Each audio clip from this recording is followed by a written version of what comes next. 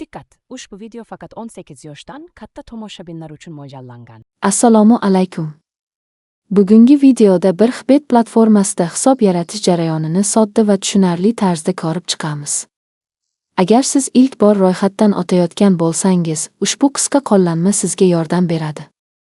Birinchi navbatda platformaning rasmiy sayti yoki ilovasini oching. Asosiy sahifada joylashgan ro'yxatdan o'tish tugmasini bosing. Shundan so'ng siz telefon raqami, elektron pochta yoki platformada mavjud boshqa usullardan birini tanlashingiz mumkin.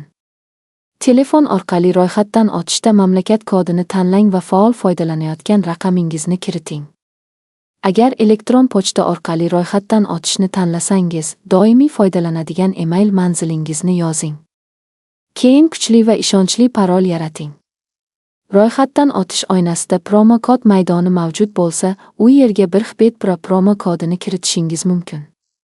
Ayrim aksiyalar doirasida bu kod yangi foydalanuvchilar uchun mavjud bonus yoki maxsus takliflardan foydalanish imkonini berishi mumkin. Aksiyalar shartlari vaqt o'tishi bilan o'zgarishi mumkin. Shuning uchun amaldagi qoidalarni platformaning o'zida tekshirib ko'ring.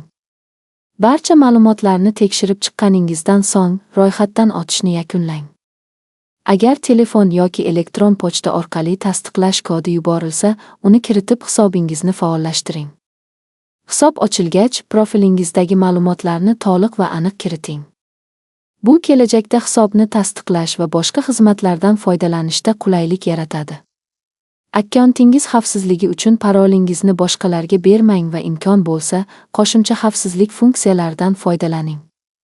Agar ushbu video siz uchun foydali bo'lgan bo'lsa, videoga like bosishni, kanalga obuna bo'lishni va yangi videolarni o'tkazib yubormaslik uchun qo'ng'iroqcha belgisini yoqishni unutmang. Ko'rganingiz uchun rahmat. Keyingi videolarda yana foydali qo'llanmalar bilan uchrashguncha xayr.